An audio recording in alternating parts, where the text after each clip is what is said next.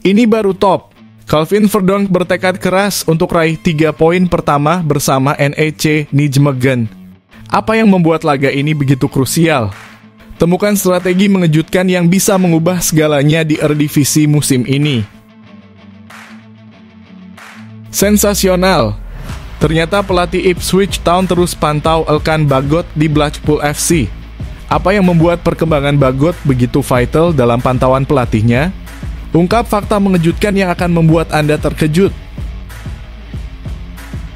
Di luar dugaan publik, media Malaysia bikin heboh dengan sindiran pedas untuk Marcelino Ferdinand. Kenapa karir di JDT jauh lebih baik daripada Liga 2 Inggris? Apa alasan besar di luar nalar mereka tentang pernyataan ini? Breaking news, Shin Tae-yong tetap bawa Martin Paes ke Arab Saudi. Apa rahasia di balik keputusan ini meski Paes tak bisa bela timnas Indonesia? Temukan fakta mengejutkan yang bisa mengguncang dunia sepak bola. Ini dia. PSSI akhirnya menyebut target ambisius untuk timnas Indonesia di laga krusial lawan Arab Saudi. Apa yang harus dicapai Shin Tae-yong dan mengapa laga ini bisa mengubah segalanya ke depan? Breaking news. Pelatih Dewa United resmi konfirmasi Egy Maulana Fikri dan Ricky Kambuaya dipanggil timnas Indonesia. Apa alasan dibalik keputusan mengejutkan ini dan bagaimana pengaruhnya terhadap kualitas timnas? Ini dia yang ditunggu. Harga tiket laga Arab Saudi versus timnas Indonesia di Jeddah resmi dirilis. Ternyata ada tiket termurah seharga 41.000. Temukan semua detail menarik dan kenapa Anda tidak boleh lewatkan kesempatan ini. Langkah besar Shin Tae-yong. Dimas Derajat dan Ramadan Sananta memulai babak baru dalam kualitas striker timnas Indonesia. Apa rencana besar Coach Shin dan bagaimana ini bisa mengubah masa depan timnas? Shin Tae-yong bikin geger. Perubahan drastis dulu versus sekarang. Kenapa dia minta skuadnya lebih berani main ofensif dan ambil risiko? Temukan alasan mengejutkan di balik strategi baru yang membuat lawan ketar-ketir.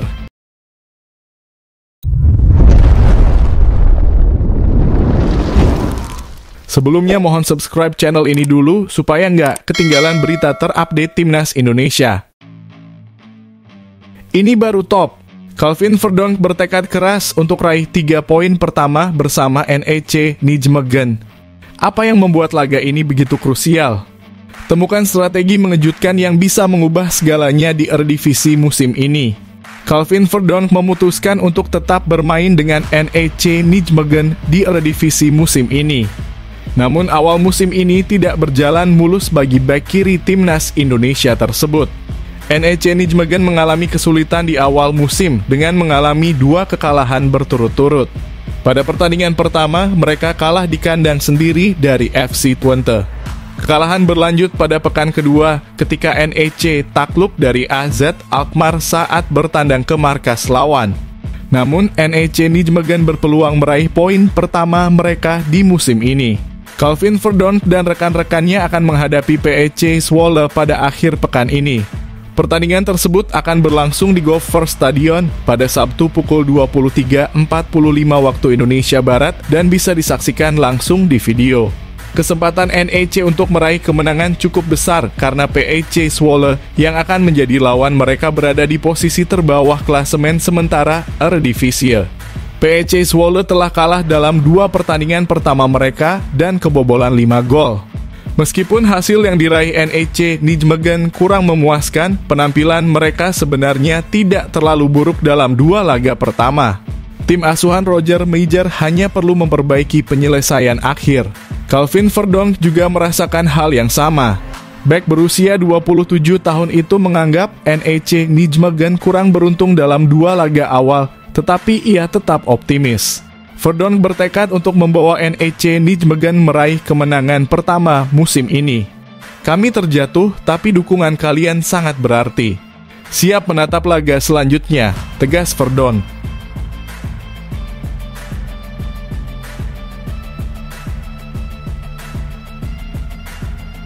Sensasional! Ternyata pelatih Ipswich Town terus pantau Elkan Bagot di Blackpool FC. Apa yang membuat perkembangan Bagot begitu vital dalam pantauan pelatihnya? Ungkap fakta mengejutkan yang akan membuat Anda terkejut. Ipswich Town ternaya terus memantau perkembangan Elkan Bagot yang saat ini tengah menjalani masa peminjaman di Blackpool FC untuk musim 2024 hingga 2025.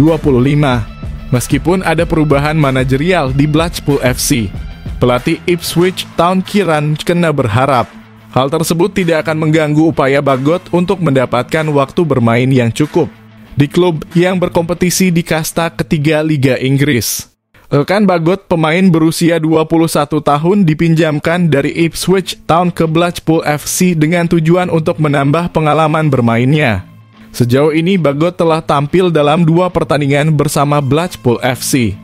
Dalam kedua laga tersebut, ia menerima pujian atas performanya yang solid. Kena merasa senang dengan kemajuan yang terus ditunjukkan oleh Elkan dan berharap pemain timnas Indonesia itu terus berkembang menjadi lebih baik.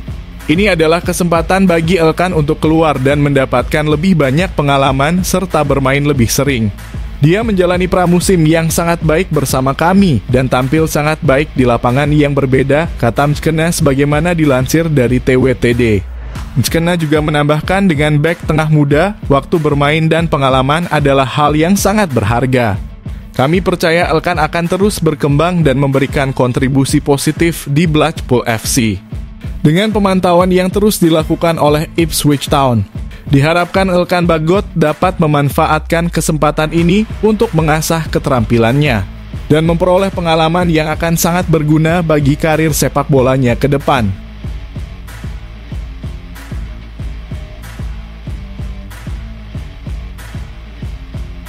Di luar dugaan publik, media Malaysia bikin heboh dengan sindiran pedas untuk Marcelino Ferdinand. Kenapa karir di JDT jauh lebih baik daripada Liga 2 Inggris? Apa alasan besar di luar nalar mereka tentang pernyataan ini? Media Malaysia Palatau Bola kembali mengundang perhatian publik Indonesia dengan sindirannya yang menyinggung Marcelino Ferdinand, pemain muda timnas Indonesia. Melalui kanal YouTube mereka, Palatau Bola menyatakan bahwa berkarir di klub besar Johor Darul Ta'zim jauh lebih bergengsi dibandingkan bermain di Liga 2 Inggris bersama Oxford United. Banyak netizen Indonesia yang terus membandingkan bintang Malaysia Arif Aiman yang masih bermain di JDT, meskipun banyak rumor yang mengatakan bahwa ia mendapat tawaran bermain di Eropa, ungkap Palatau Bola.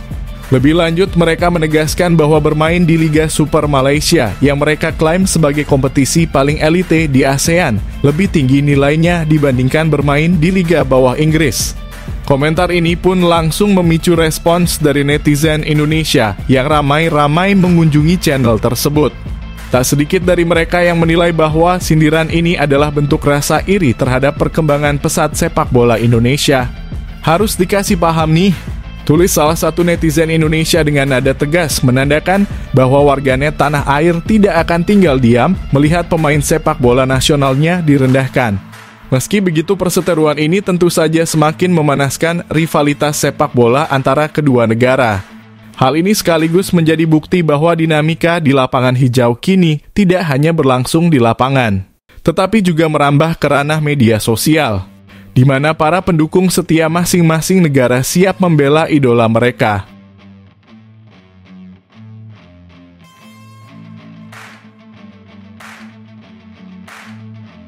Breaking news, Shin Tae-yong tetap bawa Martin Paes ke Arab Saudi. Apa rahasia dibalik keputusan ini meski Paes tak bisa bela timnas Indonesia? Temukan fakta mengejutkan yang bisa mengguncang dunia sepak bola. Pelatih timnas Indonesia Shin Tae-yong telah memastikan bahwa Martin Paes tetap akan ikut ke Arab Saudi menjelang pertandingan babak ketiga kualifikasi Piala Dunia 2026 zona Asia. Meskipun begitu, Martin Paes tidak akan bisa bermain saat timnas Indonesia menghadapi Arab Saudi di laga pembuka grup C. Alasan Martin Paes tidak bisa bermain adalah karena dia tidak terdaftar dalam skuad timnas Indonesia untuk pertandingan tersebut.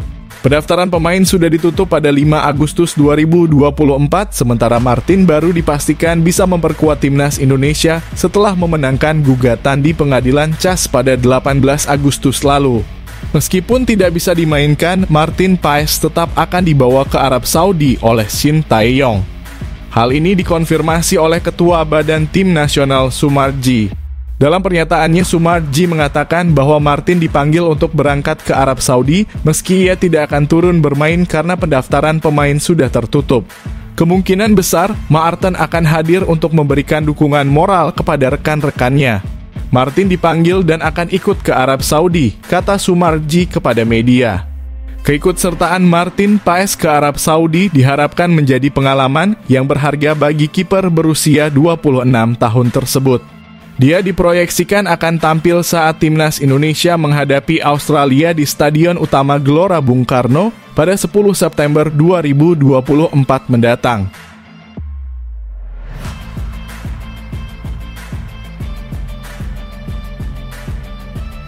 Ini dia. PSSI akhirnya menyebut target ambisius untuk timnas Indonesia di laga krusial lawan Arab Saudi. Apa yang harus dicapai Shin Tae-yong dan mengapa laga ini bisa mengubah segalanya ke depan? Timnas Indonesia akan menghadapi Arab Saudi pada laga perdana Grup C putaran ketiga kualifikasi Piala Dunia 2026 zona Asia. Pertandingan ini dijadwalkan berlangsung di Stadion King Abdullah, Jeddah pada Kamis 5 September 2024. Pelatih Timnas Indonesia Shin Tae-yong berencana memanggil 26 pemain untuk persiapan melawan Arab Saudi. Namun hingga saat ini pelatih asal Korea Selatan tersebut belum mengumumkan seluruh daftar pemain yang akan dibawa. Meski begitu dapat dipastikan bahwa beberapa pemain andalan yang sudah sering tampil di Timnas Indonesia akan tetap menjadi pilihan utama Shin Tae-yong. Ada target penting yang harus dicapai oleh Shin Tae-yong dalam laga ini, yaitu membawa pulang poin dari kandang Arab Saudi. Tentu saja, misi ini sangat sulit mengingat perbedaan peringkat FIFA antara kedua tim. Saat ini Arab Saudi berada di peringkat 56 dunia, sedangkan Timnas Indonesia menempati posisi 133. Manajer Timnas Sumarji mengakui bahwa ini adalah tantangan yang berat, tetapi tetap optimis. Target kami di Arab Saudi adalah mendapatkan poin, kata Sumarji. Kami akui ini sulit, tapi namanya sepak bola, tidak ada yang tidak mungkin, jelas Sumarji. Sumarji juga menjelaskan bahwa Timnas Indonesia akan berkumpul di Jakarta pada 29 Agustus 2024. Dari 26 pemain yang dipanggil, 12 diantaranya berasal dari Liga 1 dan akan tiba di Jakarta untuk menjalani latihan selama 2 hari, yaitu pada 30 dan 31 Agustus. Sementara itu, 14 pemain lainnya yang bermain di luar negeri akan langsung berangkat dari negara tempat mereka berkarir menuju ke Arab Saudi. Timnas Indonesia dijadwalkan berangkat ke Arab Saudi pada 1 September 2024 bersamaan dengan para pemain yang berkarier di luar negeri.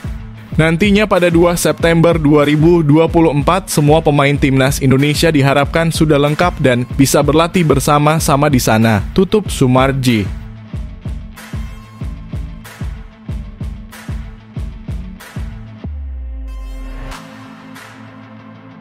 Breaking news. Pelatih Dewa United resmi konfirmasi Egy Maulana Fikri dan Ricky Kambuaya dipanggil Timnas Indonesia. Apa alasan dibalik keputusan mengejutkan ini dan bagaimana pengaruhnya terhadap kualitas timnas? Pelatih Dewa United, Jan Olderyekerin mengonfirmasi bahwa 2 pemainnya, Egy Maulana Fikri dan Ricky Kambuaya, akan dipanggil untuk bergabung dengan Timnas Indonesia menjelang ronde ketiga kualifikasi Piala Dunia 2026 zona Asia. Timnas Indonesia akan menghadapi pertandingan penting dalam ronde ketiga kualifikasi Piala Dunia 2026 zona Asia. Pemusatan latihan kabarnya akan digelar pada akhir Agustus mendatang. Namun hingga saat ini belum ada pengumuman resmi dari PSSI maupun Timnas Indonesia mengenai daftar pemain yang akan dipanggil. Meskipun demikian, Jan Olderyekerin telah memberikan informasi terkait hal ini. Pada Kamis kemarin, Jan Olderyekerin menyatakan bahwa 2 pemainnya, Egy Maulana Fikri dan Ricky Kambuaya, akan dipanggil oleh Timnas Indonesia untuk ronde ketiga kualifikasi Piala Dunia 2026 zona Asia. Saya mengerti sistemnya, yaitu klub harus melepas pemain ke Timnas pada FIFA Matchday. Egy dan Ricky dipanggil ke tim nasional, jadi mereka akan berangkat ke sana, ujar Jan Olderyekerin kepada wartawan. Egy Maulana Fikri sudah menjadi pemain andalan pelatih Timnas Indonesia Shin Tae-yong. Sebelumnya dia berperan besar dalam 2 kemenangan Indonesia melawan Vietnam di ronde kedua kualifikasi Piala Dunia 2026 zona Asia dengan mencetak 1 gol dan memberikan 1 assist. Di sisi lain, Ricky Kambuaya juga sering dipanggil oleh Shin Tae-yong meskipun jarang mendapat kesempatan bermain karena persaingan yang ketat di lini tengah timnas Indonesia.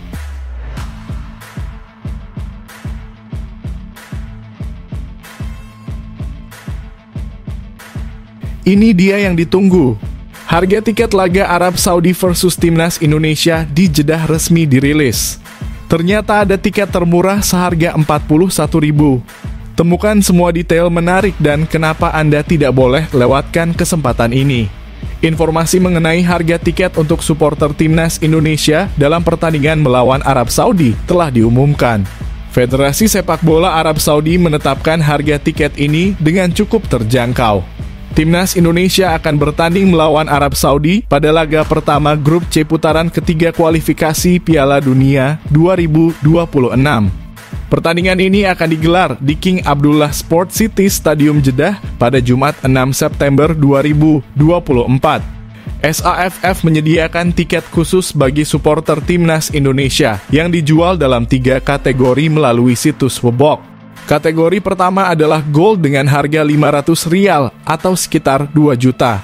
Kategori ini kemungkinan besar berada di area tribun VIP karena ini adalah harga tiket tertinggi yang juga berlaku untuk penonton umum yang menyaksikan laga Arab Saudi versus Timnas Indonesia. Selain kategori Gold, ada juga kategori 4 yang berada di belakang gawang selatan King Abdullah Sport City Stadium dengan harga Rp10 atau sekitar 41.000. yang diperuntukkan bagi pendukung Timnas Indonesia. Kategori lainnya adalah kategori 3 yang juga berlokasi di belakang gawang selatan dengan harga Rp15 atau sekitar 62.000. Namun biaya untuk perjalanan tandang ke Arab Saudi cukup mahal. Untuk penerbangan pulang pergi Jakarta Jeddah pada 4 dan 6 September 2024, biayanya bisa mencapai 10 juta belum termasuk biaya penginapan dan akomodasi lainnya. Harga tiket di kategori Gold 3 dan 4 ini juga berlaku untuk supporter Arab Saudi dan harganya relatif terjangkau jika dibandingkan dengan tiket pertandingan Timnas Indonesia. Misalnya, harga tiket kategori termurah untuk pertandingan Timnas Indonesia melawan Australia mencapai Rp250.000 dan Rp550.000 belum termasuk biaya asuransi, pajak, dan layanan.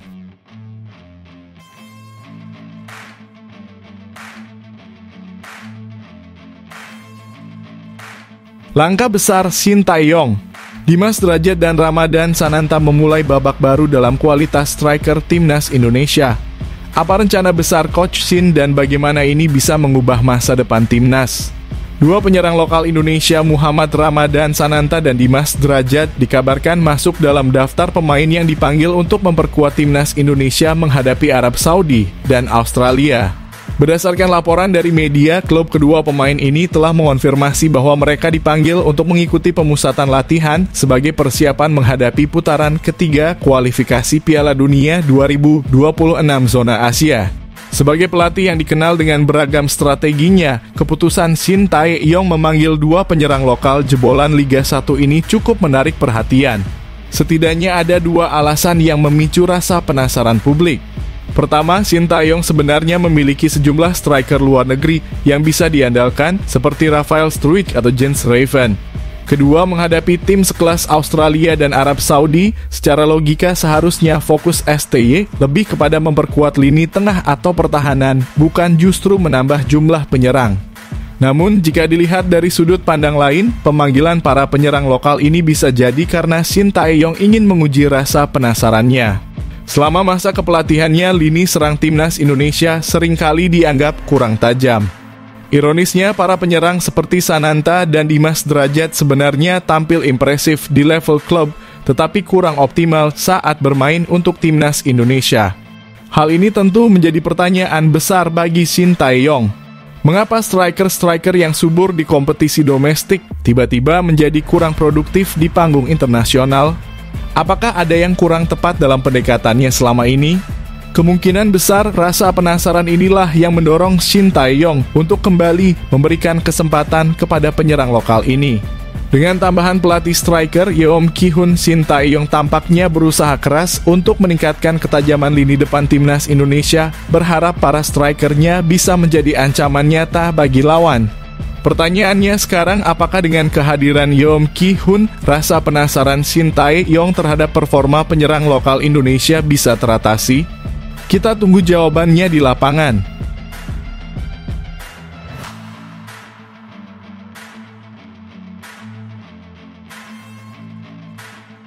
Shin Tae-yong bikin geger. Perubahan drastis dulu versus sekarang. Kenapa dia minta skuadnya lebih berani main ofensif dan ambil risiko? Temukan alasan mengejutkan di balik strategi baru yang membuat lawan ketar-ketir. Shin Tae-yong telah membawa banyak perubahan signifikan selama 4 tahun menjadi pelatih timnas Indonesia.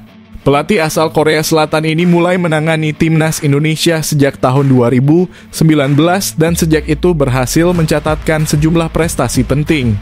Dalam setahun terakhir, Shin Tae-yong berhasil membawa timnas Indonesia senior lolos ke babak ketiga kualifikasi Piala Dunia 2026 serta mencapai babak 16 besar Piala Asia 2023. Di tingkat U23, Shin Tae-yong juga sukses membawa timnas Indonesia U23 melaju hingga ke semifinal Piala Asia 2024. Namun sebelum mencapai berbagai prestasi ini, Shin Tae-yong menghadapi sejumlah tantangan.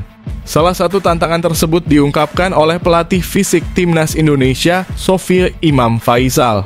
Menurut Sofie, meskipun sepak bola Indonesia sudah berada di jalur yang baik, masih ada kekurangan dalam hal totalitas para pemain saat membela negara. Fisik itu istilah yang luas.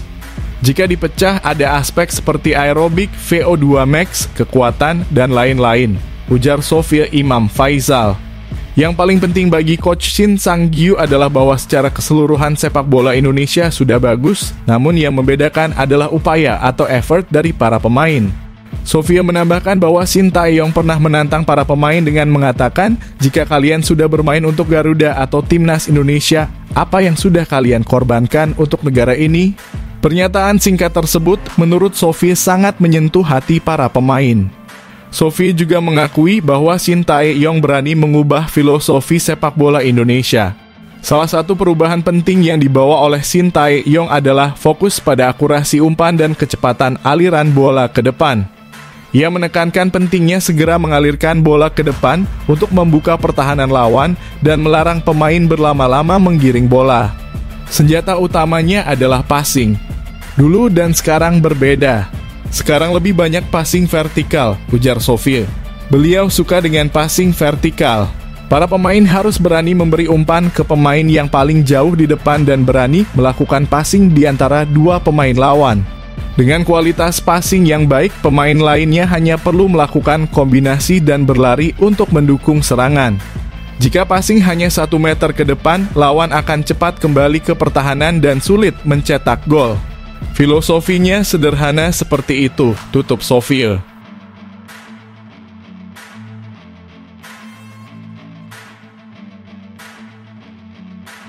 Gini dong mantap. Ketum PSSI targetkan turnamen di Korea Selatan jadi kunci asah mental timnas Indonesia U20 jelang kualifikasi Piala Asia. Apa strategi sebenarnya di balik keputusan ini dan bagaimana ini bisa mengubah performa tim?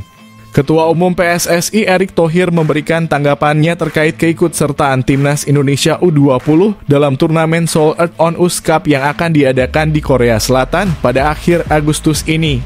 Menurutnya, turnamen ini menjadi kesempatan yang baik bagi para pemain muda asuhan Indra Syafri untuk mengasah mental mereka sebelum menghadapi kualifikasi Piala Asia U20 2025 yang akan berlangsung pada September mendatang. Sebagai informasi, timnas U20 Indonesia telah berangkat ke Korea Selatan pada Selasa malam, 20 Agustus 2024. Di turnamen ini mereka akan menghadapi tim kuat seperti Argentina, Korea Selatan, dan Thailand. Indra Syafri membawa 30 pemain untuk memperkuat timnya dalam turnamen ini. Namun pelatih yang baru saja membawa timnas U19 meraih gelar juara Piala AFF tersebut memilih untuk tidak menyertakan 3 pemain diaspora, Tim Gibbons, Hinoko Mauresmo, dan Dion Marks. Timnas Indonesia U20 akan mengikuti turnamen uji coba Seoul Earth on Ice Cup 2024 di Korea Selatan.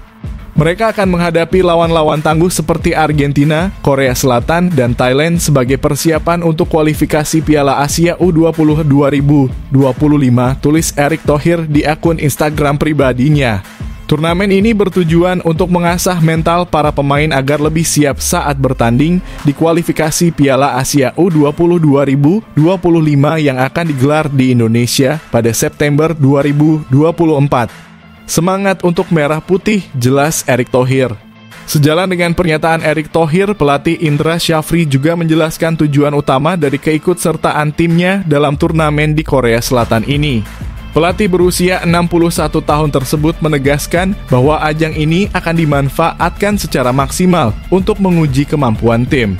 Selain mengikuti turnamen ini, Timnas Indonesia U20 juga dijadwalkan untuk menjalani pertandingan uji coba melawan tim dari Liga 4 Korea Selatan.